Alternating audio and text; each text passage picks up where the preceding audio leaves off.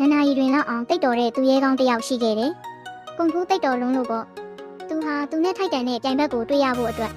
တနိုင်ငံလုံးမှာလှည့်လည်ရှာဖွေခဲ့တယ် မင်းကိုကြည့်ရတာအစားညံ့တဲ့ပုံပဲငါလက်သီးလေးကိုယူကြည့်ပါလား ။သူရဲကောင်းကဘာမှမတုံ့ပြန်ခဲ့ဘူး။တစ်စက်မအားသေးလို့ပါ။မြူချပြီးသွားတဲ့အခါမှာတော့တစ်ပြန်ပြောပါတယ်။စကားပြောတာတော့လောက်ပြီ။ချကြရအောင်။သူ့အစွမ်းကအမခန်းပြောင်မြောက်လုံးလို့ရန်သူတွေတောင်မျက်လုံးတွေကျိန်းကုန်နေ။မိုက်တယ်ဗျာ။